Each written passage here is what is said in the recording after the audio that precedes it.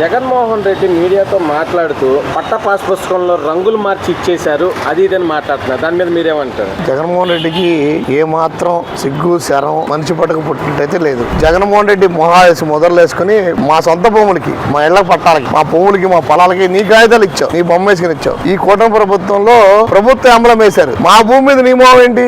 మా పట్టా మీద, మా ఇంటి పట్టా మీద నీ మొహం ఏంటి? ఎవరికాడే ముద్రించుకోవచ్చు అని నువ్వు చూపిస్తున్నావు మాకు.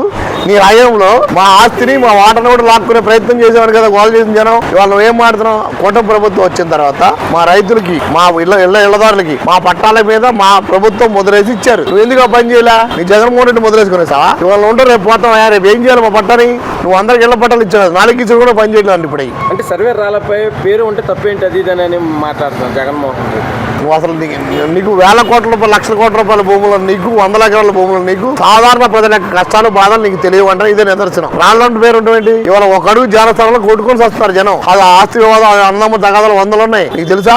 అంటే బెంగళూరు ప్యాలెస్లు నిద్రపోయే నీకు, తెల్లారి నుంచి రైతులు బయటకు రాని నీకు, సమస్యలు ఏంటో తెలియదు నీకు, కాళ్ళు బయట పెట్టరు నీకు, ప్రజల కష్టాలు ఏం తెలుసు? మా భయం మాకు. అరెకరం కుంట పొలం ఉంటే, లేకపోతే 60 సెంట్లు 50 సెంట్లు ఇల్లు స్థలం ఉంటే దాని మీద మా జీవనం, మా పిల్లలు నడుస్తారు. మీకు అది ఉందా? సార్ మేము ఉన్నప్పుడే రైతులు ఆనందంగా ఉన్నారు అది ఇదని మాట్లాడుతున్నారు జగన్మోహన్ రెడ్డి ఒకటే సవాలండి. నువ్వు ఉన్నప్పుడు ఏ రైతులు ఎవరు ఆనందంగా ఉందో చెప్పానండి. గిట్టుబాటు ధర లేదు, రైతులు ఆత్మహత్యలు చేసుకున్నారు. క్రాఫ్ట్ హాలిడే ప్రకటించింది నీ హయాంలోనే కదా.